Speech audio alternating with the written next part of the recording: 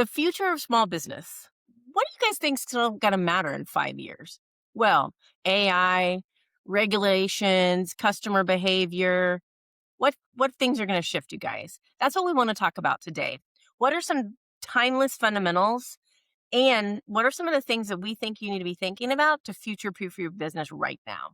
Mm. So I think it's really critical. Times are changing very quickly. You guys are going to want to hear this because some things don't change and some things we do need to change. Welcome to season 7 of Referral Roadmap, business growth in an age of AI and uncertainty. This season, we're cutting through the noise and getting real about what actually moves the needle for small businesses in 2026. From AI tools that save you time, to winning in the zero-click search era, to building teams and systems, resilience, and a referral engine that still wins even in a digital age. We're giving you strategies you'll need to grow with confidence no matter what the economy throws your way. Let's dive in. You're not going to want to miss this one. So let's dig into it. First, though, I want to thank everybody for being here. This is exciting, season 7. You guys know we're going to ask you to do this. Please like, subscribe, give us a review. They people in the world really that matters to them so that we can get exposure. But more importantly for me, and I know Jada's heart too, please share this with somebody. There are a lot of businesses right now that need as much love as possible. Share this information, get them some rubber meets the road, help make an impact, get this information out there to your friends that you care about. So, but Jada, I know, hey, I like to get the theatrical stuff, and you like to go deep into the data and the details. So will you kind of help our audience really understand what we're going to be talking about today? Yes, and I feel like that's a pretty fair assessment. I am a data girl. You are. I love it, though. I love it. Otherwise, I would miss all kinds of details if it wasn't for you. So praise God for Jada. That's fair. So, yes, today we're going to be talking about future proofing your business and how that doesn't mean you're predicting every change coming down that pipeline. It really means building the fundamentals that are going to make you adaptable no matter what changes do arrive. Yeah. Technology is going to keep evolving. That is a given. Regulations will shift. That's also a given. And consumer expectations will continue to rise. But what keeps a business alive and thriving over the next 5 years isn't going to be luck. It's resilience and the fundamentals and a commitment to growth. So, future proofing is going to look like continuous learning, leaders and teams who are willing to stay curious, keep up with industry changes, and apply new knowledge, adaptation as a new habit, not waiting for disruption to force your change, but proactively experimenting and evolving, Yes. timeless fundamentals so that clarity in your target market, consistent value add for customers, strong referral networks, and disciplined financial management. And lastly, a culture of flexibility. So, teams that are trained to pivot without losing focus so that the businesses bend instead of break. So, Mhm. in short, you don't control your future. We wish we did, but we don't. But you can control your readiness. So, the businesses that will still be standing strong 5 years from now are the ones that are going to master both the fundamentals and the mindset of adaptability. I love that. I love that.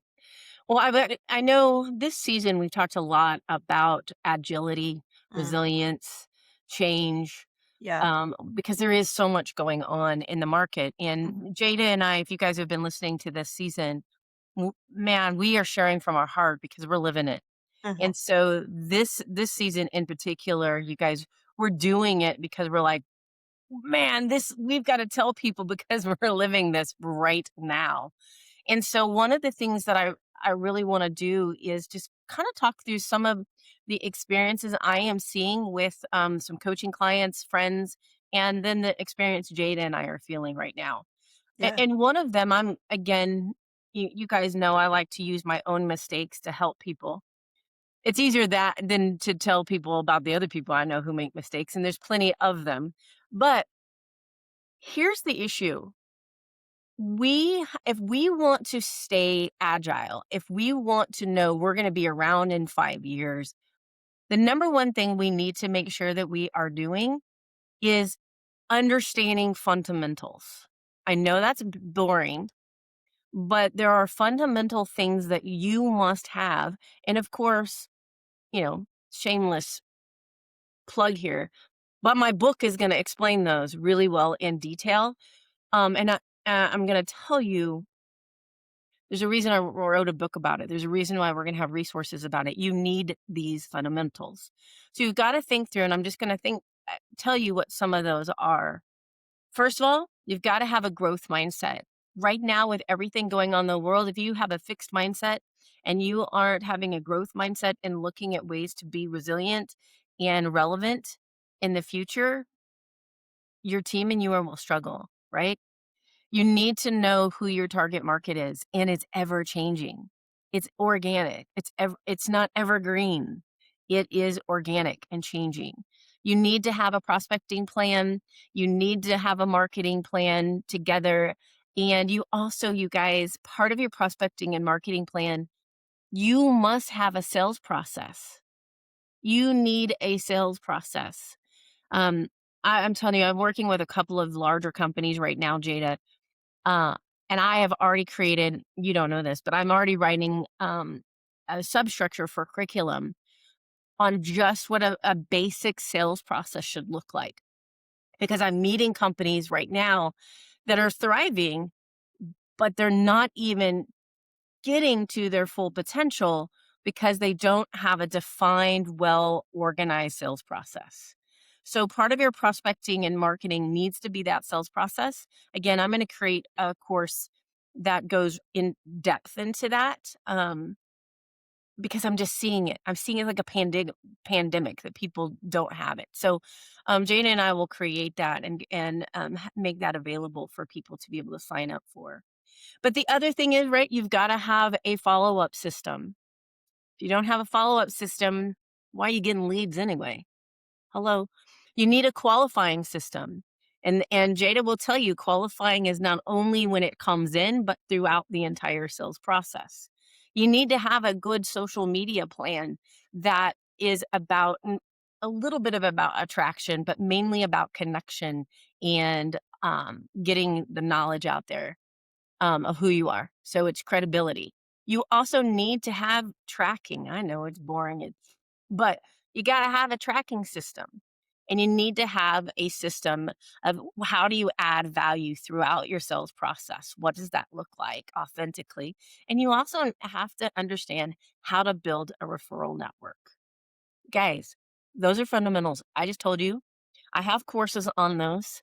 Jada will make sure you have links to those. When the book comes Yes, out, I we will. will yeah, when the book comes out, we'll even go deeper. I'm telling you, the one beautiful thing about those fundamentals is you can pull one of them out and one of them alone, the follow-up, could change your whole business. Do them all together, bam, chicka, bam, bam, right? But on top of that, now I will tell you, Jada and we live this. It's Jada even helped with the book, edit it, and give advice in it since she's in it every day. And I will tell you, on top of that, for her and I to stay relevant for the future, we also have to embrace a couple of other things. And I want to make sure that you guys are aware of. But one of them, right, is we need to make sure that we have a culture of learning. Jada and I we're learning. We Always. we do pay. We have multiple mentors that we pay for, and we have an EOS coach, or they call themselves implementer. But I will tell you, Jada and I both are literally always studying how to be better at marketing because it's so challenging and changing. And so we are looking at ways to be better. So you need to always be looking at how can I get better? What's in the future? So we got caught because of my mistake in complacency about 18 months ago. And you guys have heard me share this, but about 18 months ago, we got into a place of complacency. And because of that, I was reactive instead of proactive. And so we have changed internal things so that we're staying proactive. We're looking ahead. What market shifts are changing? What is AI changing? What is Google changing? What are the platforms we utilize to attract? What are changing and are we staying in front of them? We won't make that mistake again. So that's something you want to be thinking about is do you have a pulse on that? Are you just sitting back? And you don't have to be the expert. Listen to this season. We brought an expert on. We have experts that we lean on. But as business owners, you guys, please don't get your don't put your head in the sand like I did and get complacent. It really will hurt your business. It hurt ours and put us behind um, to our potential. So you want to be looking at like what new trends are going on out there, what is new, what's innovative, what can I be using to adapt in my business. So you really need to be looking at and have fun with it. Be exploratory. Not that you're going to need to do it all, but have an exploratory growth mindset. I know in our home building business, it's almost like overload how much new technology we're trying to implement all at once, right? I mean, we've got chief architects so we can help with estimating and 3D design and really white glove our experience for our clients. We are having land evaluation software help us be the land evaluation expert for our areas. w- AI, we're consistently using that. We're embracing new programs within the company in order to streamline things, help us be better, help us shore up where we're making margin errors, etc. I have never, in the 15 years of being with the home building company, you guys, I have never embraced technology the way we are so quickly because we realized we had gotten, like I just told you, a little complacent. So you don't want to do that. You want to be looking at what is a resource I could be adapting, get good at, teach my team so that we can stay ahead of the curve and really beat the competition because most of your competition, unless they're listening to this and executing, will be behind the 8 ball here. So just learn from us, like be looking for new technologies. Of course, AI, right? AI is critical for the future and that you learn how to embrace it. I think the critical part with AI though is that you use it, you remember you have to be the creative brain, then AI helps it be better, and then it has to get a little edited there at the end because you need to make sure that it's still human to human and that AI helps you be more competent, but it doesn't take over your job, right? You still need to have a brain and concept and etc. So, but you want to embrace AI and look at every opportunity to use it. You want to teach your team how to use it. Those are things that are going to keep you relevant going forward. Matter of fact, if you're listening to this and you're an employee, I I've heard a number of CEOs now say that part of their hiring process is going to show you have to show some competency at AI. So, FYI, let's get good at this. It's not going anywhere, but we need to know how to use it and use it wisely, not in a lazy way. The other thing is I want you to think of ways that what am I doing as a leader that I am helping my team get better at their skills? Would you ask yourself that, right? So if today your team stopped learning, that's going to be scary in the next 5 years. So for each person on your team, everyone has a superpower. They have a role to play within your organization. What are you doing to help that person get better at their job? I know for us, there's a a woman on our team, very talented. We're finally, I think, going to be able to utilize her talent at a whole new level. And she is learning, literally like going back to school, friends, to learn new technology to help us be better. She doesn't even understand, I don't think fully, the impact of her new skill and what it's going to do. Now, I've talked to her about that, but I don't think she'll believe it until she really sees it all. But her implementing that, us helping her and developing her, is going to absolutely impact our business. But not only that, you guys know Darren Hardy's my mentor. And yeah, I have coaching, I have mentoring.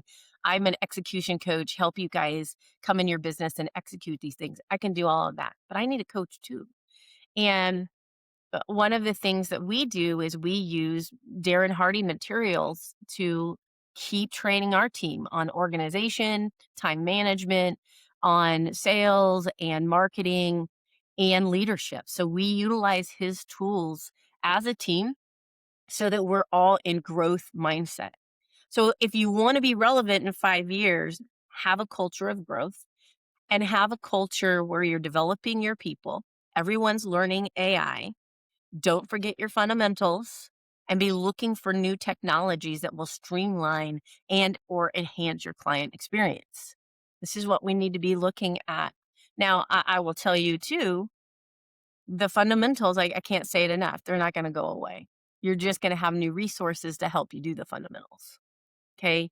But you're going to make sure that you continue to um, ensure you're doing the fundamentals while you're also looking at innovation. I think that's really important. I know it's more fun to do something new and exciting and building a follow-up plan. Not so exciting, but it's powerful. So again, you just need to make sure. And then the other thing I think that if I would tell you how to stay relevant is to start making it part of your culture and how you do that. So how do you practically do that, right, you guys? You schedule it and you build a culture where everyone has the ability to come up with ideas. I was just talking yesterday to an oil and gas company, and we had a wonderful conversation. I walked away with, I think, more energy than they did because it was so much fun for me. But because they have so much potential. I mean, anyway. I get excited when I see people have potential. But the bigger thing there is when they were asking me a series of questions, I said, "You guys, that is less about process and more about culture." And that is creating a culture where your people ask for forgiveness, not permission. And what I mean by that is that your people need to go out there and they need the autonomy to make choices. And by the way, they'll make mistakes. That's okay.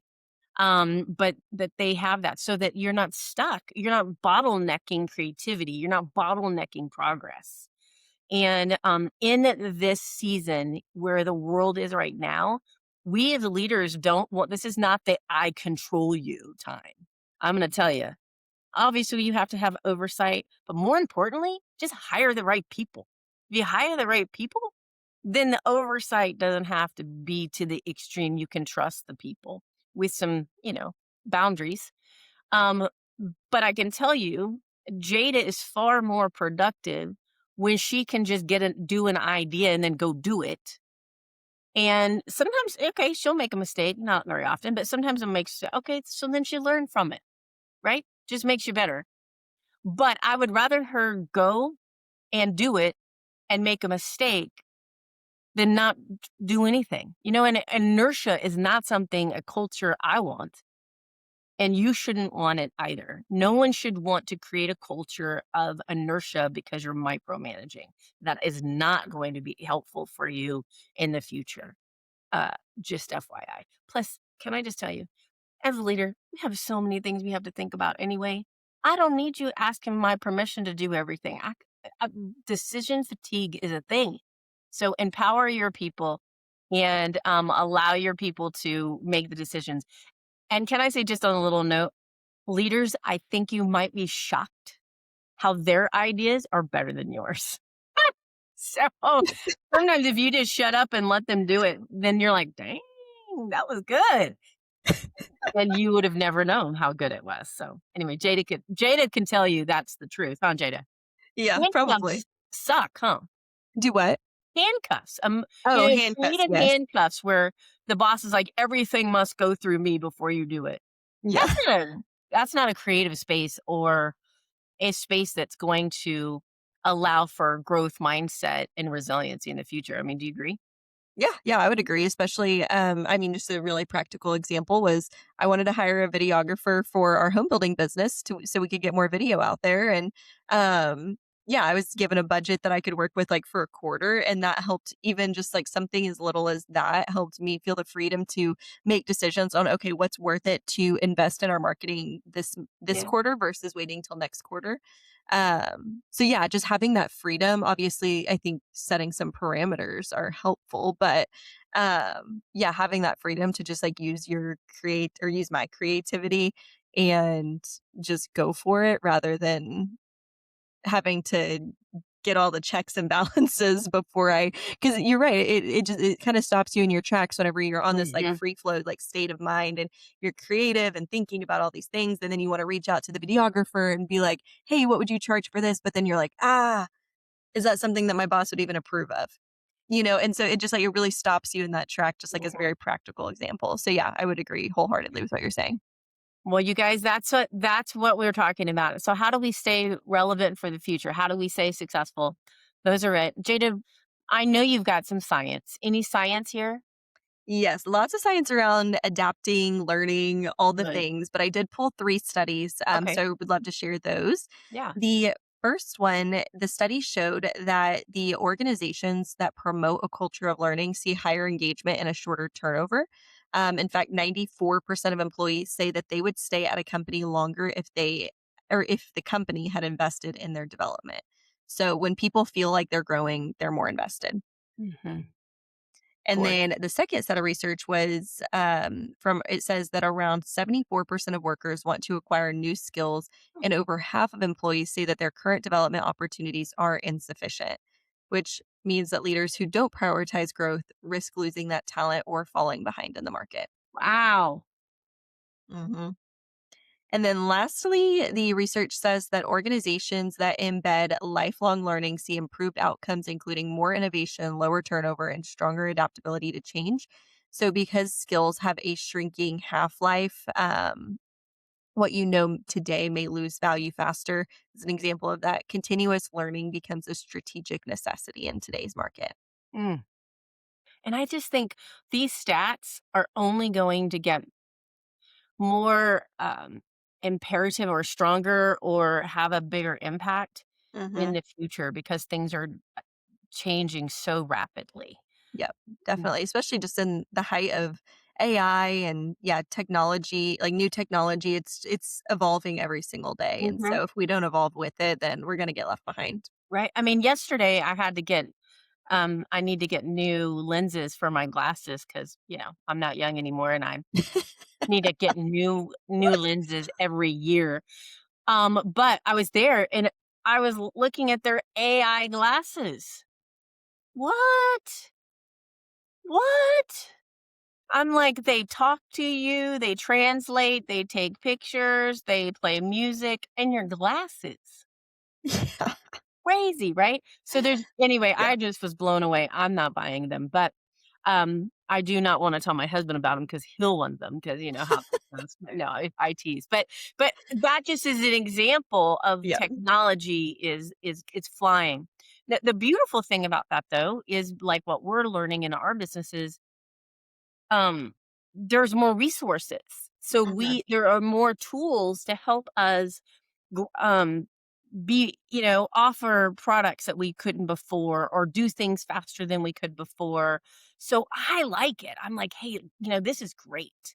Yep. And I think that the technology stuff is taking minutia away from my very talented, wonderful team. So my team can do the beautiful things they were designed to do that are human facing Mm. with more accuracy. So I'm really excited about that. And we'll continue to grow. But love all of those things, but okay, you guys, so here's some rubber meets the road. Where do we do with this? And I hope you guys are writing this down. So if you're on your treadmill right now or on a walk or driving, I hope you have saved this so you can write this down, share it, save it, whatever you need to do. But number one, I want you to do an audit of all of your revenue sources. So you really need to know where your money's coming from. I know that sounds really crazy, but if you want to be alive in the future, you need to know where your money's coming from. Jada can tell you when we meet in our consulting business, she can tell you where the money's coming from. You need to know what that is, because you need to find out for yourself if you need to add additional channels, add additional product, if you need to double down in something, if you need to evaluate if something needs to be there.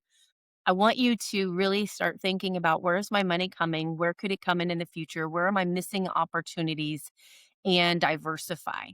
The more you're diversified, the stronger you'll be in the future. Okay. So really look at your money. You'd be surprised, Jada, how many business owners I sit with and they have no idea where their money's coming from. Yeah, you say I'd probably be surprised, but I don't know. Yeah, you're like, "No, Like, I'm not surprised." or where their It's money's why I going. have a business. I don't like all the numbers, you guys. I have to look at them because I have to, but that's why I have a business partner who handles all the numbers so I can go be creative and do my thing, but I do have to sit down with him in both businesses and look at all the numbers. But I'm not doing them, which people somebody recently was like, "Why do you even have a business partner?" I'm like, "Oh, because he does a lot of things in the business Athena won't do or not good at." Yeah. And he's also a really great sounding board. So go ahead and look at your revenue sources and let's get honest where they are, what opportunities. Number two, you need to build a learning, and I'm going to call it a rhythm. And what I mean by that is don't just say, yeah, Athena, we have a growth mindset. Yeah, Athena, my company and myself, we're all about growth. Really? Show me on your calendar. Okay. And I'm not trying to be snarky, but I mean it. Tell me the last book you read, but more importantly, tell me what you executed out of the last book you read. Right? I mean, and what training are you paying for your team and for yourself? What coaching are you doing? What podcast are you listening to? What book are you reading and why? These are things to really ask yourself and get them calendar scheduled. Don't lie to yourself, please. Don't get complacent with learning. It's too critical, entirely too critical. A side note, just a little tidbit. I read a lot of books. And I understand, especially when you read a lot of business books, it's hard to recall the books in order to execute. Interesting enough, I just learned recently that my business partner now is doing this, makes me proud.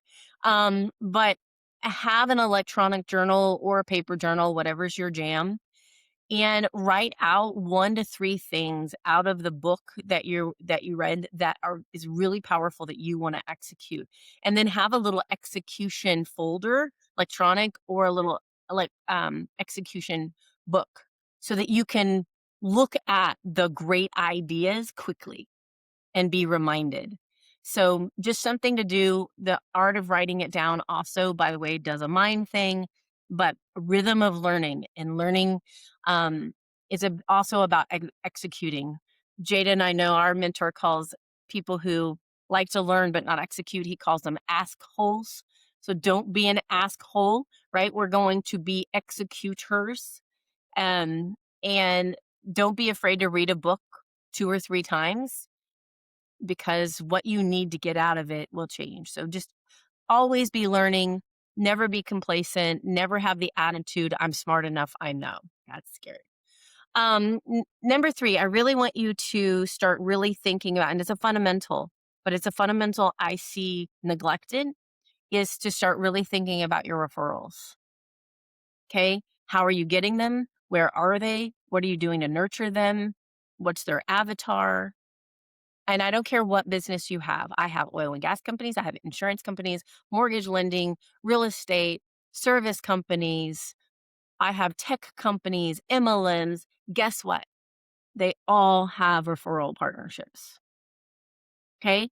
So you got to think about that. What are you doing? And if you want to stay alive in the future, you're going to want to build that. And the other thing I always like to say about referrals, Jada probably gets sick of hearing all my little thingies, but is that your referral partners are your sales force working for you out in, right? So you may only have a team of 2 people on your sales team, but if you have 100 referral partners, you have 102 salespeople.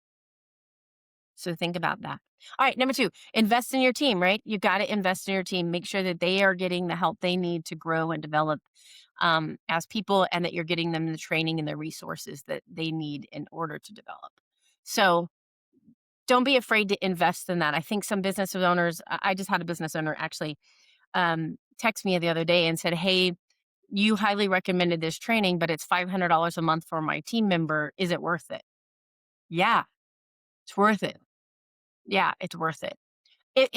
Now, will that person have some expectations of what they're gonna implement, and do you need to see change? Of course, but you guys, spending money on educating yourself and your team, always worth it. And also, Number 5, I just want you guys to think through, and I know this is a Debbie Downer, but I want you to think of the what if drill. What if all of my referrals died tomorrow? What if my website crashed tomorrow? What if TikTok was gone tomorrow? What ifs, and what is your strategy? Jada and I had to talk about this. We have in the home building, we have one person that is client facing. He meets all the clients. And she and I had a conversation that we need to have backup. So we have a plan in the next 6 months to do um, some, well, recruiting, defining, and allocating of funds to hire another person. So we don't have the what if. What if this person is no longer able? What will we do? And then we'd be in crisis mode. So we're being proactive and thinking through that, and are changing how we even do our processes internally. So you want to do that. You want to think through that and not be afraid to do it, right? Not be afraid to say what if and then what's next. All right, 6. Um, finances are king or queen, whatever you want to call it. So you want to look at your cash flow. What are you doing to increase it? W- Do you even know what it is? All of those things. So just have flexibility. I don't want all of your cash coming from one source. We've talked about in previous episodes of this season where we are doing that. And so I think it's more important than ever that we start looking at all different ways that we can bring in revenue for cash flow reasons. If you've ever owned a business, you know cash flow is something that can keep you up at night. So, and I like to say, and I'm not trying to again be snarky. If you've ever owned a business and you've not been afraid of cash flow, then you really never owned a business. Because it's and if you own a business and you're worried about it, welcome to the tribe. Welcome to the tribe.